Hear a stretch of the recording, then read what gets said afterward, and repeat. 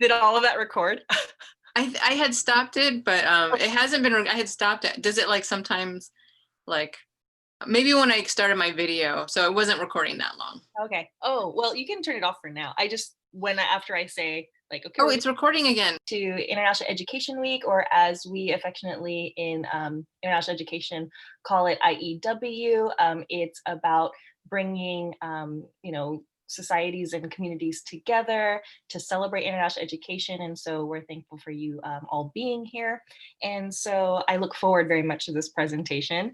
And a couple of housekeeping items is that this presentation will be recorded for posterity for participants who weren't able to join us today.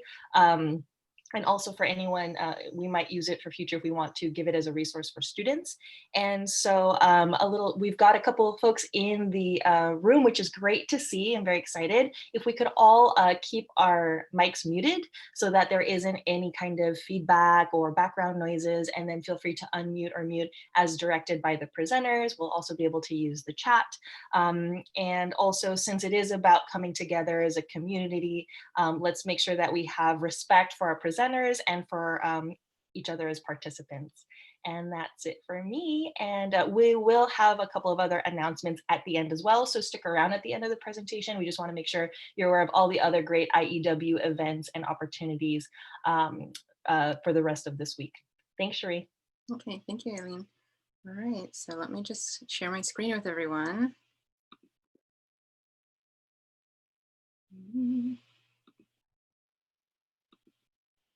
Okay, so make sure I'm sharing the right. Can everyone see that all right? It's loading, but yes, I see that it's being shared. One of our students designed that little logo Tuffy guy for us, so it's gonna take its time, but it's loaded before, so I know it works.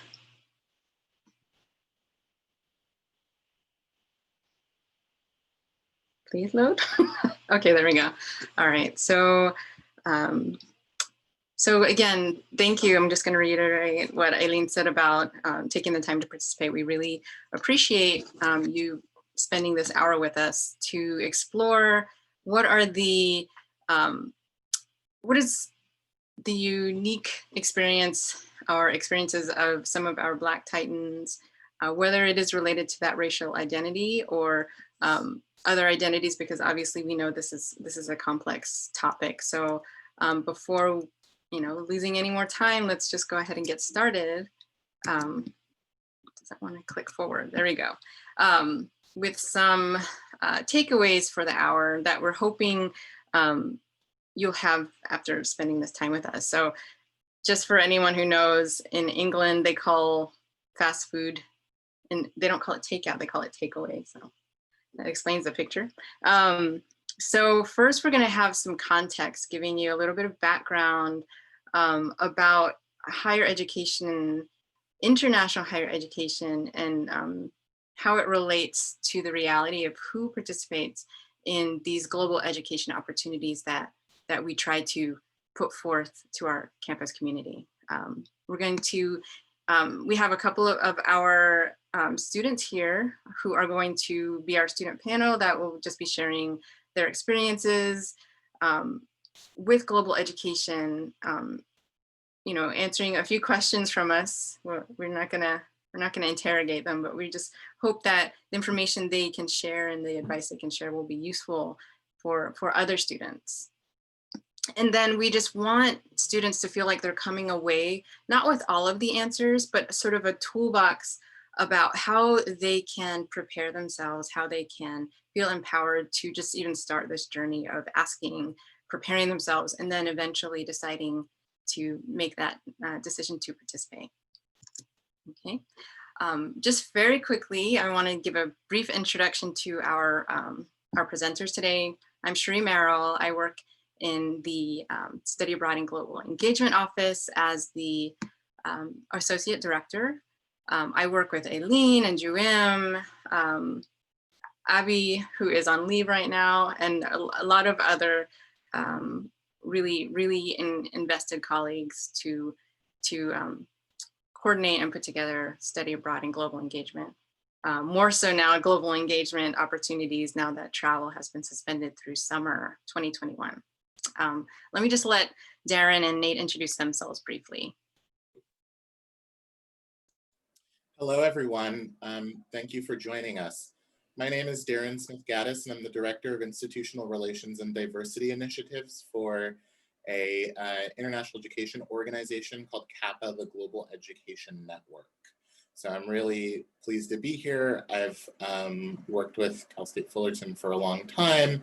I live in Los Angeles myself, and I'm very excited to hear the students and listen to Black voices and talk about what that looks like in a larger context in the field. So thank you for having me. Hello, everyone. My name is Nate Nguyen. I use he, him pronouns. I am the coordinator at Diversity Initiatives and Resource Centers, which is on campus. We are the home for our 5 identity-based resource centers: the African American Resource Center, Asian Pacific American Resource Centers, LGBTQ Resource Centers, Titan Dreamers Resource Centers, and Latinx Community Resource Centers.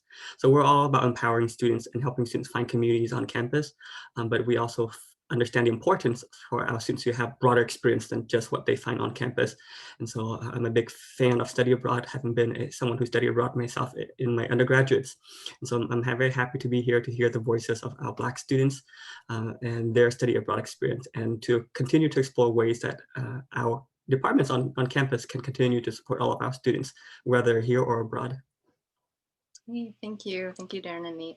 I just want to check, is everyone just seeing the presentation? Because I just want to make sure my windows are not blocking anything that you're saying. It's all good. Okay, good. Okay, and we have one of our student panelists, Monique Lynch. I just would like her, to go through. I don't want to, I have these bullet points here about her experience. So this is about everyone speaking about their own experiences. So I'm going to let the student panelists do their own brief introductions. Hi, everyone.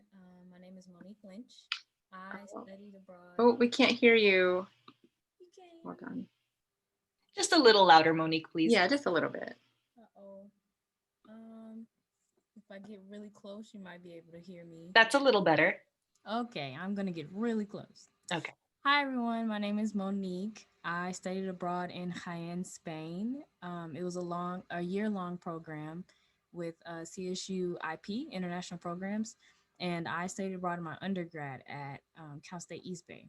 I'm currently a second year in the Masters of Science in Higher Education program here at Fullerton, and I currently work at 2 different institutions. I work at CSUF in the African American Resource Center, and I work at Whittier College as an academic counselor in the Center of Advising and Academic Success. Okay, thank you. I forgot to mention, I used to work at Whittier College for 6 years. News. Okay, and Tanisha, it's your turn. All right, well, as you guys know, I'm Tanisha, but I had ended up studying at CIEE in Berlin and at the Cetis University in Ensenada, so it's pretty much Baja. I did those Bajas semesters through the winter and the summer. I am currently a graduate with my undergraduate in public relations. I'm so sorry, you guys. But I do visual merchandising for Aveda, and I'm just currently exploring what opportunities there are for me in a master's program. Thank you very much. Let's just move right into our first section of the presentation today, where Darren Smith Gaddis will give us some context about education demographic data. So, and tell me when to click through, okay? All right.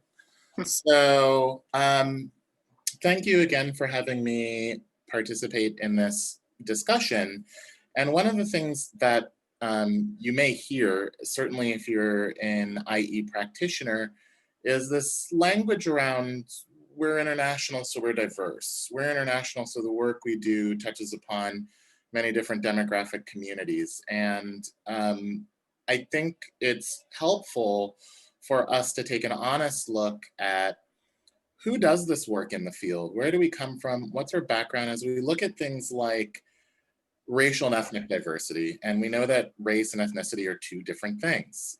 But as we look at that and the language around how people use that and the data with which we have about who are those folks who work in this work, and we think about things like cognitive diversity and the educational training that people have to be prepared to do this work, and then you align that with lived experience, what you often tend to find is that those who have a seat at the table that are building these programs that we ultimately as students of color, people of color go on, are not representative of our ethnicity, our race, our cognitive, our lived experience diversity. And that impacts, understandably, the numbers of students in the BIPOC community, other minority communities that go abroad. And so I just want to give a little bit, and I'll move very briefly because this is really just about framing, but I wanted to set the scene a little bit to help us understand why that may be the case.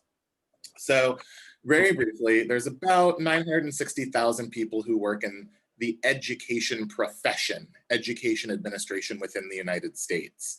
Of that, about 34.4% work in some context or capacity in higher education, colleges and universities, professional schools, junior colleges, et cetera. So that gives you an idea of how many people actually work in administration. And that administration impacts you in terms of things like curriculum design, how institutions operate, administrative decisions that may impact you. When we think about study abroad, certain things about how scholarship funding is administered, how programs are designed and built, and who they're designed and built for.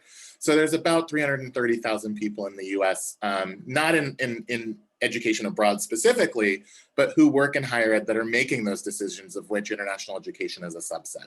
Next slide, please. So when we take a look by ethnicity, I think it's always striking for my administrator colleagues when we think about who are from an ethnicity standpoint, who is that subset of 330,000 or so folks. And we can see here that overwhelmingly high percentage of them identify as being white. Now, of course, when we think about what that means, it's not as though someone who identifies as white can't be a tremendous ally in the work that we do, but certainly for many communities, there was a wake up this summer that perhaps the reality is that representation at the table matters. And if we look at those education administrators, we don't have a lot of representation at the table. And we all understand what that means for downline impacts. When we think about the type of programs that are available to us in education abroad, it makes us wonder why they have a primarily or dominant focus in Europe and in Western Europe in particular. And the history of study abroad and how it was designed is a fascinating one. I don't have time to go into it today, but think about that engagement, that design, that idea about what is a model program, and then think about, again, the sort of lack of ethnic diversity in those administrators who are in the decision-making process. Next slide, please. So one of the things that you often hear or see is a conversation about continuing your education, especially if you work in the higher ed field. And so we've already talked about the fact that it's not very ethnically diverse, but when we think about what it means from a cognitive diversity standpoint, so think of cognitive diversity as skills that are developed, training, educational training that has happened. I wanted to drill down a little bit and say, who are the people that work in education administration who are making those decisions? We see here that overwhelmingly, at the master's level, we see that 40% of those that work in education administration have a master's degree, who have a master's degree. That degree is in education, with the next closest being business at 9%. So overwhelmingly at the master's level, we don't really have a lot of cognitive diversity either. At the doctoral level, I would say it's better, but it's worse. And 43% have an education degree, with 8% being in the social sciences. So now we're seeing that there is a lack of ethnic diversity as articulated by the data. There is a lack of diversity in terms of cognitive diversity or educational training. So we're all being trained to think the same way. And so I was very curious about who is it that's actually getting degrees in education, because perhaps there's some diversity in who's receiving that cognitive training. And so if you look at the next slide,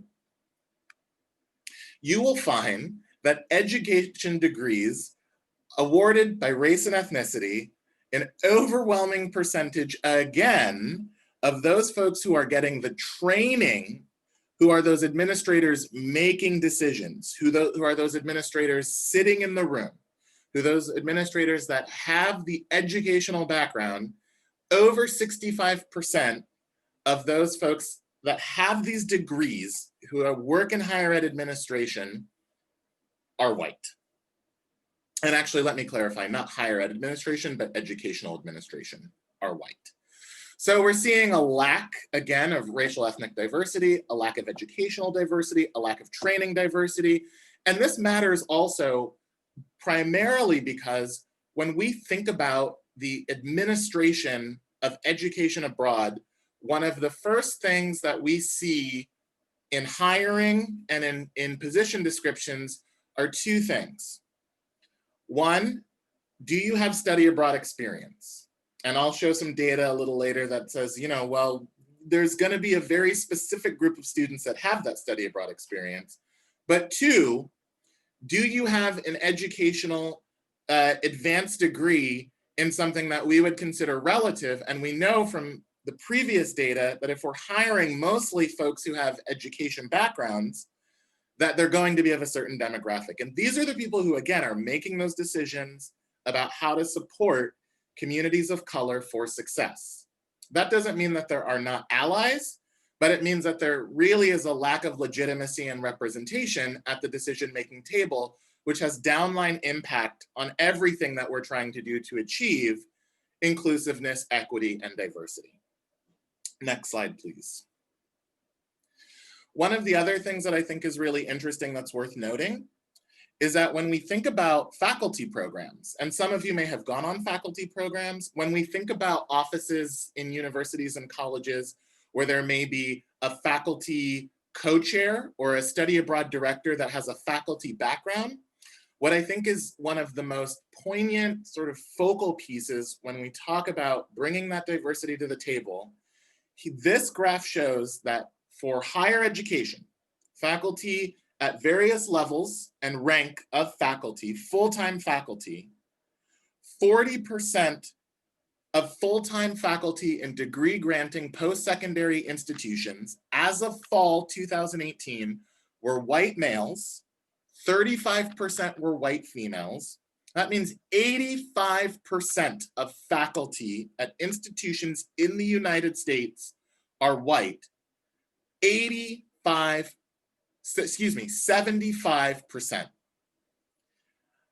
The next highest category is 7% Asian American Pacific Islander males.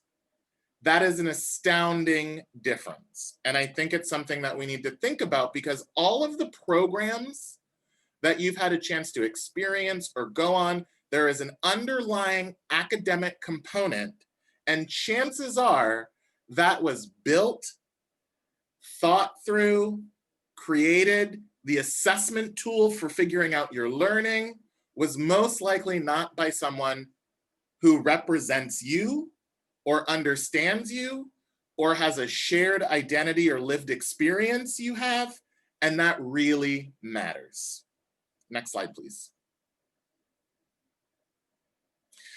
This is an opportunity for us to look at, and I think it's very interesting, college enrollment rates from 18 to 24-year-olds by race or ethnicity. And so we can see if we look at this percentage-wise, and the devils are always in the detail, you could say, you could make an argument if you look at the numbers for Black demographic, you could say, wow, 30%, 37% of the population of 18 to 24-year-olds are really attending college.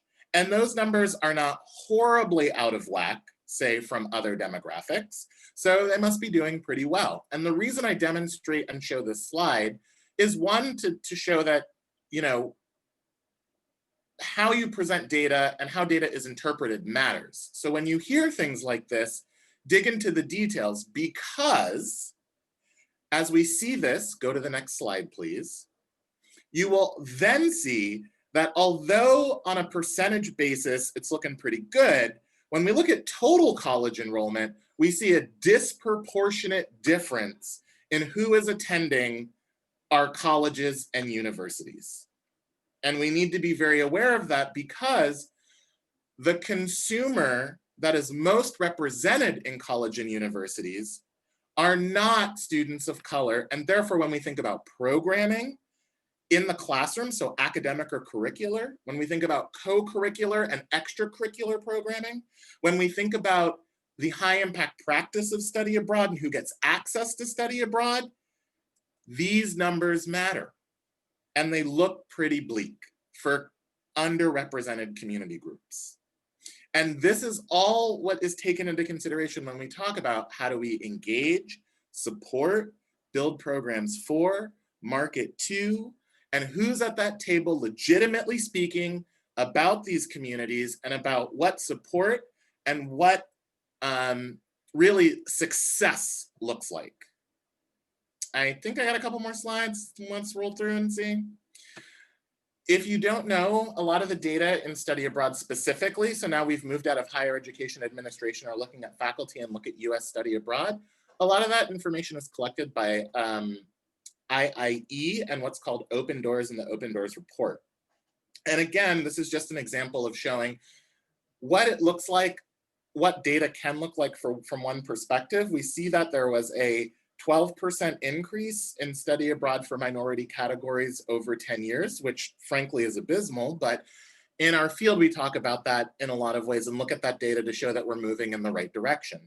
Again, data can mean different things on how you interpret it. And so I encourage us to look a bit deeper into the data. And as we look a bit deeper into the data, next slide,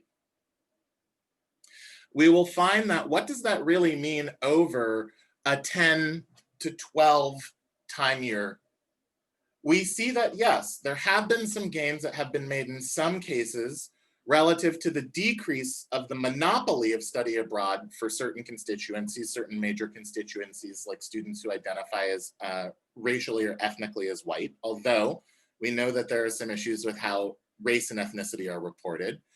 But in terms of Black or African-American students specifically, from 3.8 to 6.1% over a 12-year period, not particularly high, right? And so that speaks to what is it that we're doing? Who has legitimacy at the table? How are we creating connections?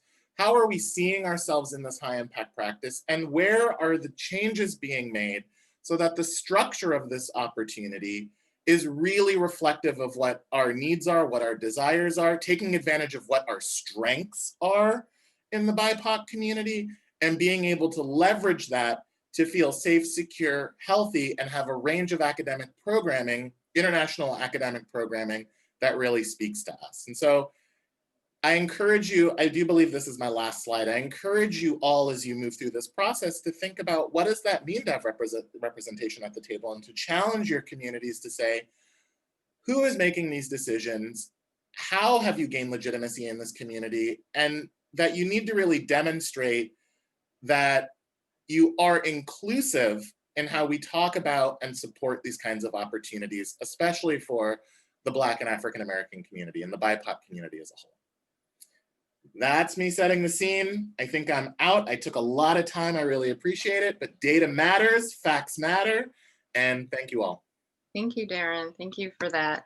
And we, just like Darren says, we set the scene not to create this bleak picture of hopelessness.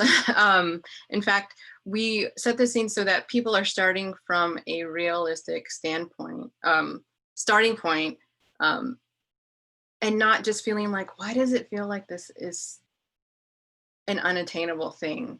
And just kind of hearing anecdotally about challenges or perceiving challenges, but not exactly knowing that there are these sort of structural issues that contribute to those challenges that Darren mentioned trickle down and manifest themselves in various ways, which we will talk some about possibly in the Q&A with our students. I did just want to share this slide about why we are working in this field, why we are trying to create these opportunities for intercultural and global exchange opportunities. And I'm just going to share this quote by Senator J. William Fulbright. You've probably heard of the Fulbright program.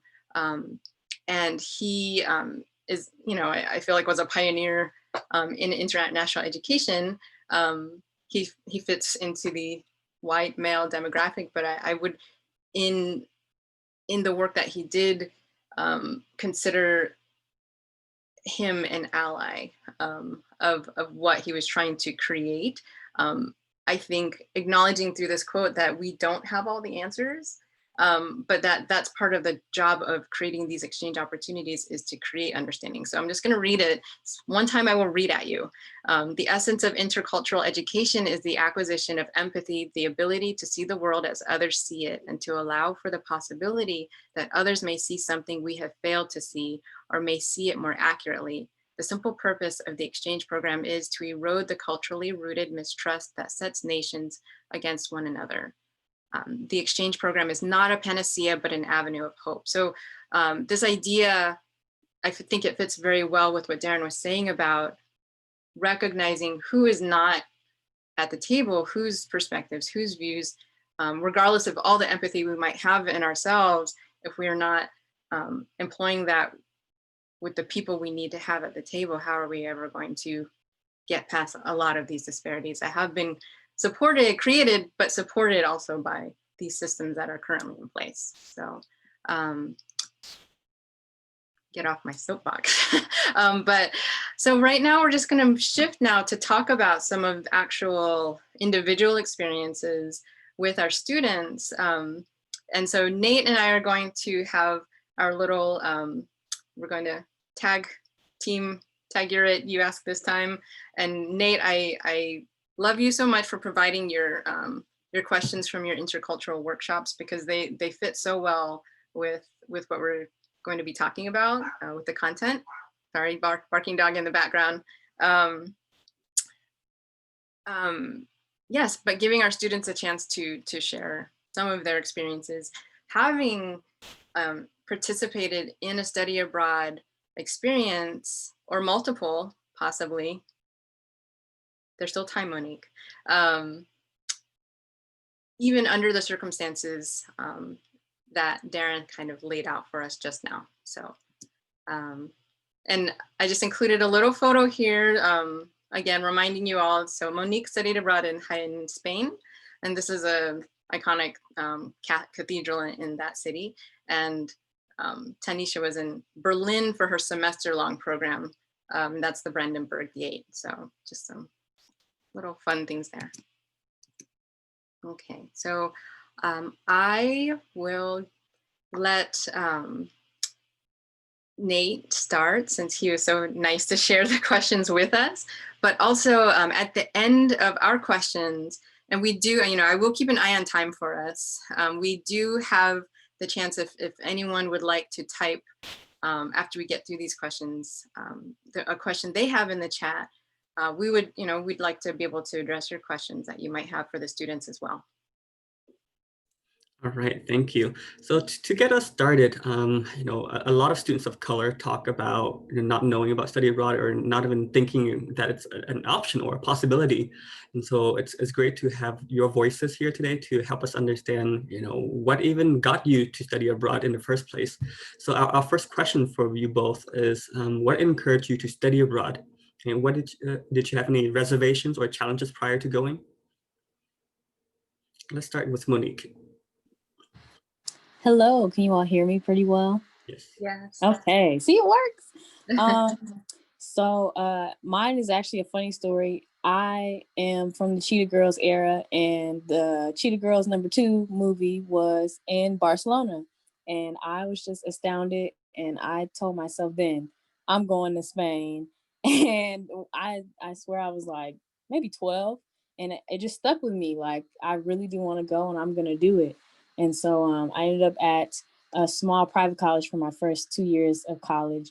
And the only places I could go was like Guatemala and I think Panama. And I was like, it's not Spain. And so I'm going to hold on. And I ended up transferring to East Bay.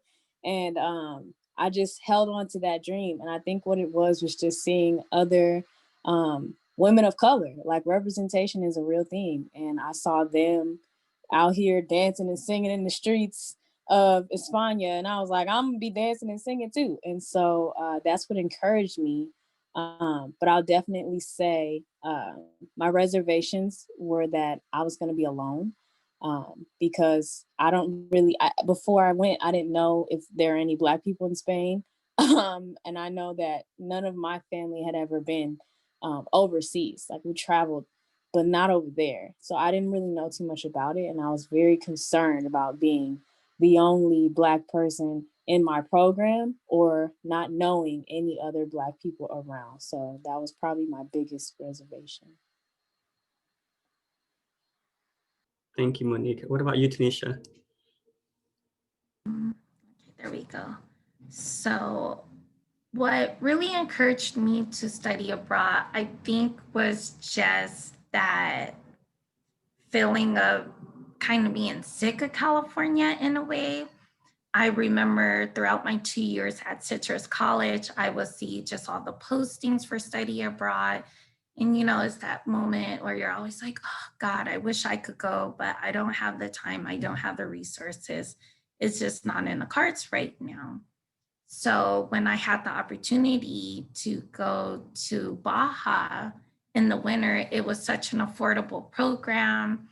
It was doable in a sense that I will only have been gone from home for a couple of weeks. So I could handle some business, be gone, come back and take care of whatever else I needed to take care of. So I was like, oh, okay, you know, I'm going for it.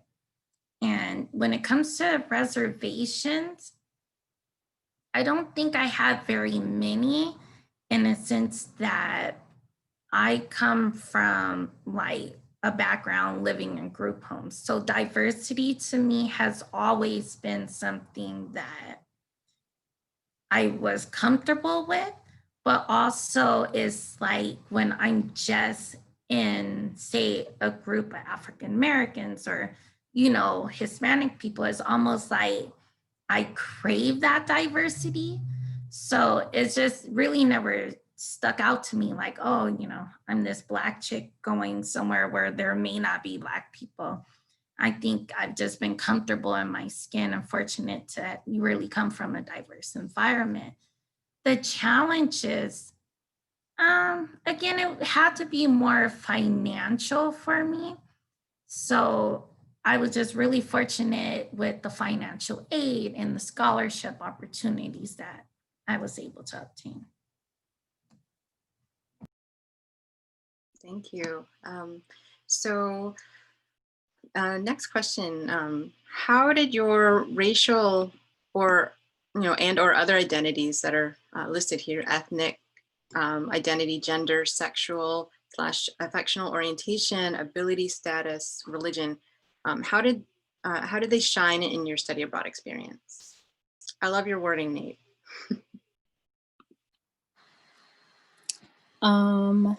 I'll say just the idea of like, when we talked a lot before we left, they talked to us a lot about how where we're going is not going to be like at home. And so in the regards of like all different types of things. So like culture, the way things are over here in the United States versus in other countries. But they also talked about race and things to be aware of and look out for. But I definitely think I embraced that I'm taking my Blackness to somewhere else, that it's not gonna be like where I am. And so anything that had to do with my identity as like ethnicity wise, I think was the thing that I exploded in. Like when I was over there, before I left, I didn't know how to take care of my own hair. I didn't know too much about like who I was as a person, like as a Black woman. And I think that is the piece of any of these that really shined when I was over there. Cause again, I was honestly, like I was 1 out of 2 Black people in my program. And then the Black people that were there were all Senegalese, which is a different ethnicity than, you know, African-American Black. And so I really did my best to kind of share my culture, which also encouraged me to like here, if I'm gonna share, I have to shine so that you can see. But pretty much everything else, oh, ability status. I want to say something about that too. I didn't recognize until I had to go through all these different processes, like how able-bodied I was. Because when you meet other people outside of your own bubble, you don't really realize until you're in situations where you meet someone else who is not as able-bodied as you. So I did have some experiences with that too, which kind of gave me perspective. So that was pretty interesting. Thank you. And I think that's interesting because while the focus of this session is you know, more specific to speaking about resources and experiences and just matters pertaining to our Black students, you know, you are all very complex and made up of other things as well that we want to acknowledge. And so, you know, these questions cater to that very well with, I think, without overshadowing the focal point. So thank you. Tanisha. Okay, so when it comes to my racial identity, again, I think being Black in America has, you're kind of always aware that you are colored. So for me, when I went to Mexico, I was just like, you know, I'm just here. But again, it's like I already spoke the language and was familiar with that culture. But I am, for whatever reason, I get mistaken a lot to be Dominican or a Panamanian. So I feel like when it comes to a Hispanic culture, they've always just kind of accepted / welcomed me. But when it was time to go to Europe, I feel that, again, I was aware that, yes, I am Black. And I think it really came down to not being so much as Black, but being American. And other than like some of the slight challenges I would have, maybe, you know, as I spoke with you guys before, going maybe to a nightclub or whatnot, what I noticed were the racial issues within the other cultures. So I felt like the spotlight wasn't necessarily on me as opposed to others. I don't know, I feel like I'm just a really open book. So I think my ability just to speak to anyone or just having that natural curiosity about people and their cultures really made it a smoother transition for me out there. Oh yeah. Thank you. Thank you. Yeah, thank you, Tanisha. And I think that openness is so important for the study abroad experience. And I'm so glad to hear that you both have learned so much about yourself, but as well as others. And so kind of connecting that question to the next, and we're going to try to combine question 3 and 4, because I think you touched a little bit on that. So when you were abroad, you know, did you ever struggle with your own racial identity, like figuring out who you are and how you fit into this new environment that you're in? And did you see if your racial or other ethnic identities, how was it received by your host in your host country? Did you see opportunities to educate others about your own identities? I won't say that I struggled with my racial identity. I'll say that I struggled with my nationality. That was intense, going into places and feeling the difference. I always tell my family, like, when I was over there, if I didn't open up my mouth, I was a Black person, and more than likely I was Senegalese. So these are like Spanish people who couldn't really tell the difference. All they saw was like, oh, it's a Black person.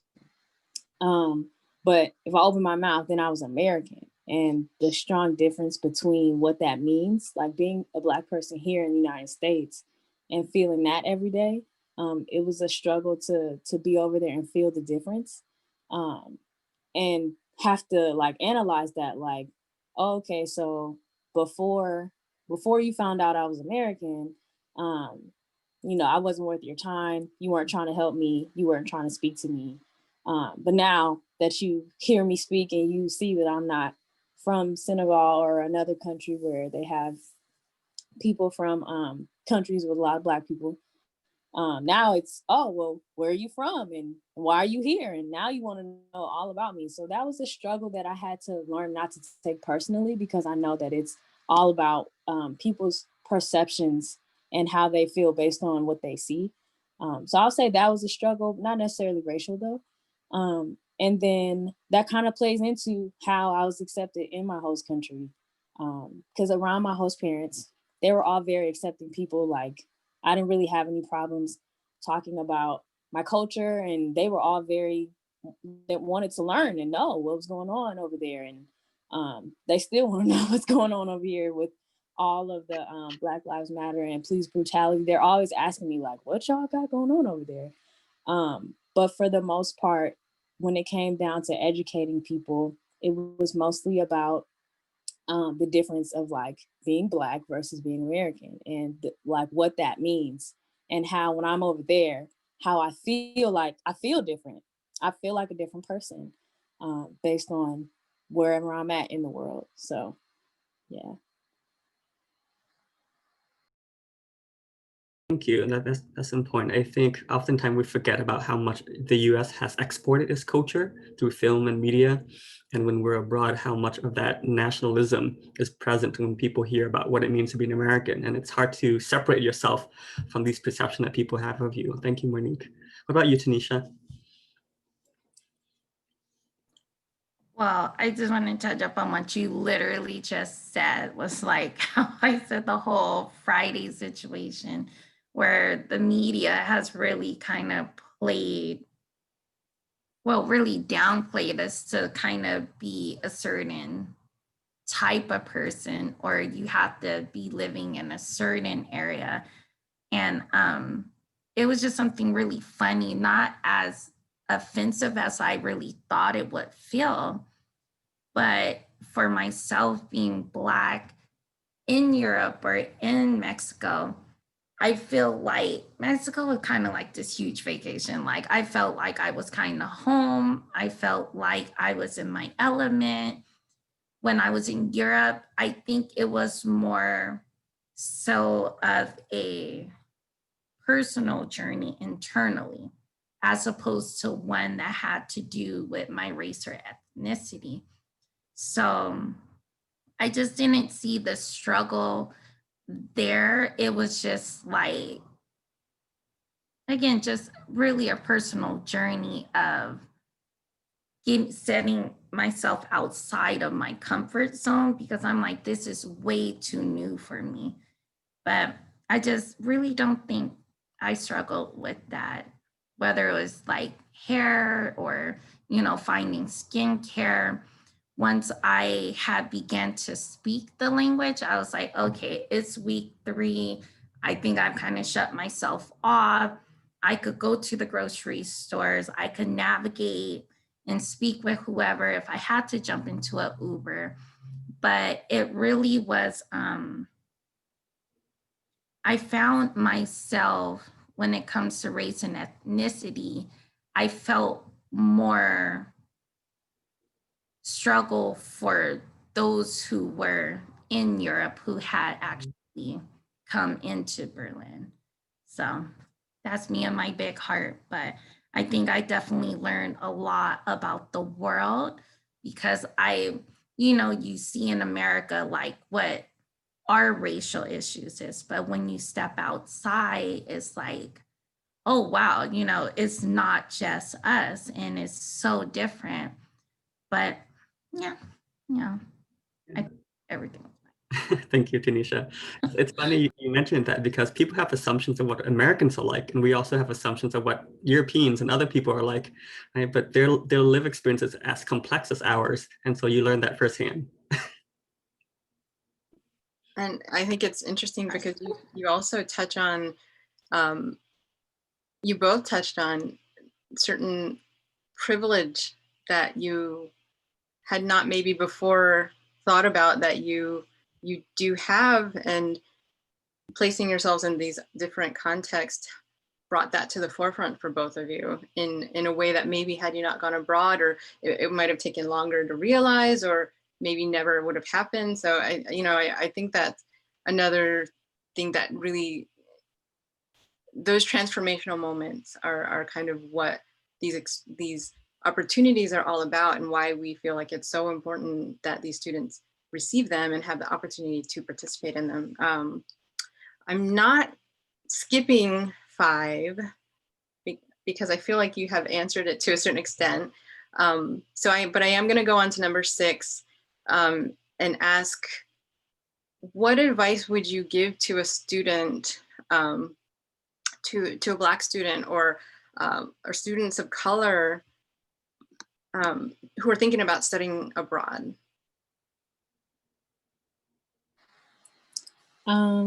I would definitely tell them to, pick somewhere that you really are. If you're thinking about it and you're on the fence about it, talk to other people who have gone and get that perspective from multiple different people. Because I've learned that everybody loves to talk about their experience, but it's all different because we're all different and we all had different experiences.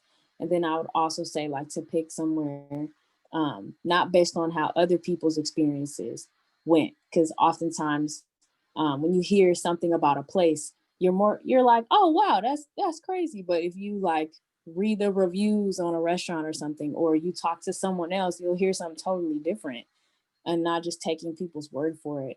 And I've had experiences where like listening to other students talk about their experiences, but like sharing negative things. And so it's like, just be aware that everybody has their own experience about where they went, and try to get as much like a breadth of like a variety of different perceptions and experiences from a variety of people.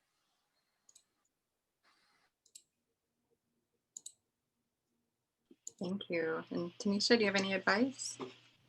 My advice would be to definitely go out and do some research. If it's a fear of safety, just checking in just to see what's going on in whichever region or country you're interested in.